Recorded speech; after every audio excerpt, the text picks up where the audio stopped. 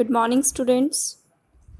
Today we are starting our lesson number 4 from our reader book Raindrops. And name of this lesson is the wall address. So first of all, we will get an introduction of the lesson.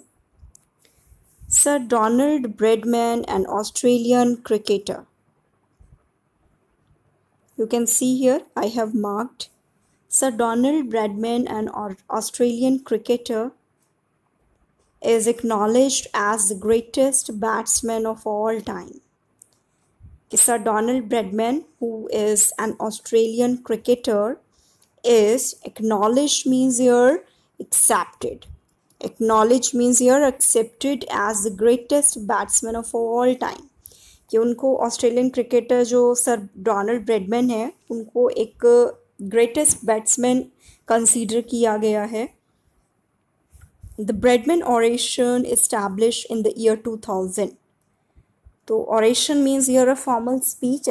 Actually oration means a formal speech, right?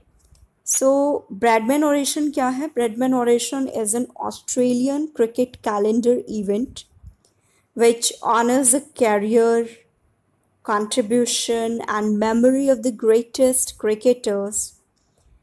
One of the greatest cricketers named Sir Don Bradman. So ये जो Bradman oration है ये एक event कह सकते हो, cricket event है, and it was established in the year 2000 and it was established for honoring memory of Bradman, Don Bradman. Every year, a prominent sports person is invited to speak about Sir Bradman's cricketing spirit and on the influence of the game in their life. तो हर साल एक prominent personality को, prominent you can say here, prominent means famous, एक sports person को invite किया जाता है. invite इसलिए किया जाता है ताकि वो सर ब्रैडमैन के जो क्रिकेटिंग स्पिरिट है, उनका जो जोश था, उनका जो इन्फ्लुएंस था क्रिकेट गेम का जो इन्फ्लुएंस था उनकी लाइफ में, उसको एक्सप्लेन करने के लिए, उस पर बोलने के लिए. And here is an excerpt. Excerpt here means you can say a short extract from the 2011 speech delivered by the speaker chosen that year, Rahul Dravid. तो ये जो आपका लेसन है ये एक शॉर्ट एक्सट्रैक्ट है, एक शॉर्ट पार्ट है आपका जो कि राहुल द्रविड़ ने 2011 में जो स्पीच दी थी सर डॉन ब्रैडमैन पे, तो उनकी एक स्पीच का एक छोटा सा पार्ट ये लिया गया है. Right now I am moving to my page number 44.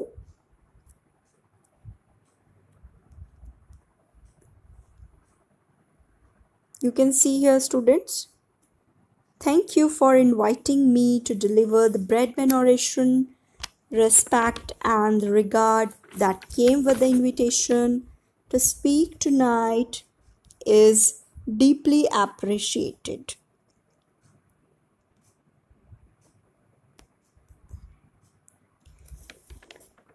Thank you for inviting me. So इसमें जो राहुल द्रविड़ है उनकी ये लाइन है. आप कह सकते हो कि जो राहुल द्रविड़ है उनका ये जस्ट कह सकते हो इंट्रोडक्शन है और वो थैंक्स करते हैं कि thanks for inviting me to deliver the Bradman oration, कि मुझे इनवाइट करने के लिए आपका बहुत बहुत धन्यवाद. The respect and the regard that came with the invitation to speak tonight is deeply appreciated. कि जो रिस्पेक्ट, जो रिगार्ड, जो अफेक्शन उन्हें मिला इस इन्विटेशन के साथ में कि आज रात को आपको जो है बोलना है, आपको स्पीच देनी है, दैट इज़ डीपली एप्रिशिएटेड. उसकी मैं बहुत प्रशंसा करता हूँ. I must say that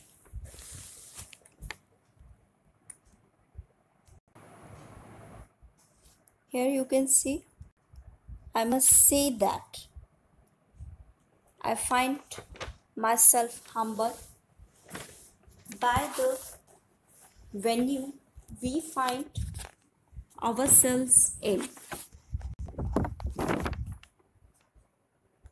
I must say that I find myself humble by the venue we find ourselves in. तो इसमें राहुल द्रविड़ कहते हैं कि मुझे ये बोलना चाहिए कि अपने आप को इस जगह पे, इस वेन्यू पे मुझे जो है अपने आप को काफ़ी टच फील होता है, काफ़ी ऑनर्ड फील होता है। यहाँ खड़ा हूँ, मैं बोल रहा हूँ, even though there is neither a pitch in sight nor stumps or bats or balls as a cricketer, I feel I stand on very sacred ground tonight. और वो कहते हैं कि even though there is neither a pitch in sight, कि भले ही cricketer के रूप में ना तो कोई पिच दिख रही है, ना कोई स्टंप है, ना कोई बैट है, ना बॉल है. So here Rahul Dravid, he says that he feels himself stand on a very sacred ground tonight, कि आज वो इस पवित्र धरती पे खड़े हैं, उन्हें कुछ ऐसा फील हो रहा है. When I was told that I would be speaking at the National War Memorial, I thought of how often and how meaninglessly the words war, battle and fight are used to describe cricket match. तो कहते हैं कि when I was told that, कि जब मुझे बताया गया कि मुझे जो है नेशनल वॉर मेमोरियल पे जाके बोलना है, I thought of how often and how meaninglessly the words war, battle and fight are used. कि मुझे ऐसा फील हुआ कि ये जो वर्ड्स हैं, लाइक बैटल है, वॉर है, फाइट है, वो कितने मीनिंगलेसली क्रिकेट मैच को डिस्क्राइब करने के लिए यूज़ किए जाते हैं.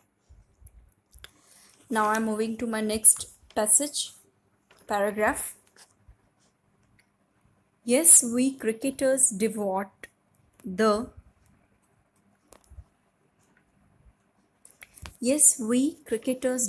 better part of our adult lives to being prepared to perform for our countries. तो राहुल द्रविड़ का मानना है कि हम जो as a cricketers we devote here means we give the better part of our adult life, कि हम अपनी लाइफ का जो बेटर पार्ट है, यंग जो लाइफ है हमारी, हम पूरी की पूरी इसको दे देते हैं. इस क्रिकेट जो स्पोर्ट्स है, हम इसको दे देते हैं. To being prepare to perform for our countries, अपनी कंट्री के लिए परफॉर्म करते हैं. मीन्स अपनी कंट्री के लिए परफॉर्म करने के नाते हम अपनी जो यंग लाइफ है पूरी की पूरी इसको डिवोट कर देते हैं. To persist and compete as intensely as we can and more. Persist means here continue. Intensely means strictly. तो हम अपने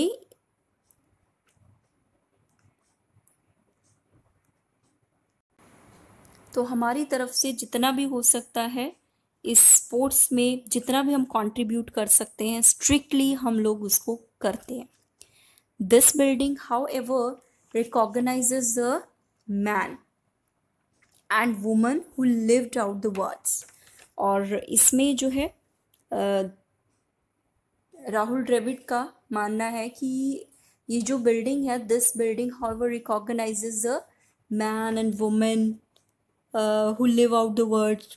मीन्स एक्चुअली अगर देखा जाए तो हमारी ये जो धरती है, ये जो बिल्डिंग है, ये जो मैन और वुमन को identify, recognise here means identify करती है, रिकॉग्नाइज करती है उन लोगों को जो कि lived out means to do something that you have thought और ड्रीम्ड ऑफ डूइंग, कि कुछ करने के लिए कुछ सपने आपके हों, तो उन लोगों को ही ये रिकॉग्नाइज करती है जो कि अपने वॉर, बैटल और फाइट में अपने ड्रीम्स को सेक्रीफाइस कर चुके हैं for real and then give it all up for their country, जो अपने देश के लिए गिव अप कर देते हैं. And their lives left incomplete, future extinguished. और उनका जो फ्यूचर है वो बुझ जाता है, उनकी लाइफ इनकम्प्लीट रह जाती है, उनकी जो लाइफ है वो इनकम्प्लीट रह जाती है और उनका फ्यूचर जो है वो एक्सटिंग्विश हो जाता है. Now see, the people of both our countries are often told that the cricket is one of the is the one thing that brings Indians and Australians together. तो जो हमारी कंट्रीज़ हैं वहाँ दोनों कंट्रीज़ के जो पब्लिक है वो यही मानती है और उनका कहना यही है कि cricket is a one thing, कि क्रिकेट ही एक ऐसी चीज़ है that brings Indians and Australians together, कि उन जो इंडियंस और ऑस्ट्रेलियंस को मिलाती है। तो that cricket is our single common denominator. तो ये जो क्रिकेट है that is the only one thing which brings Indians and Australians together. Now, India's first test series as a free country was played against Australia.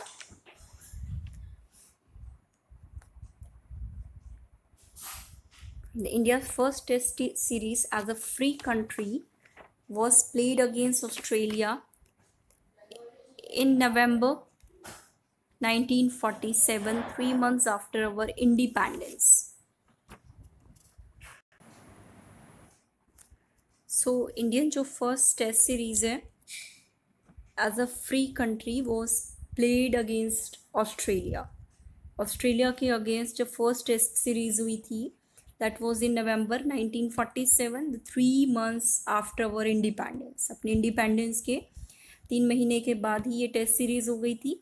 ये the histories of our countries are linked together far more deeply than we think and further back in time the 1947।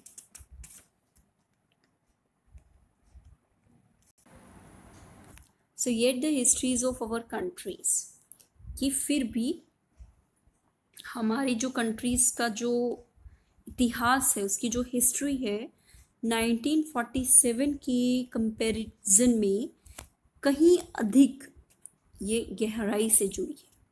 जितना कि हम और पीछे जाते हैं हम देखते हैं कि हमारी जो हिस्ट्री है, हमारा जो इतिहास है वो काफ़ी ज़्यादा जुड़ा हुआ है।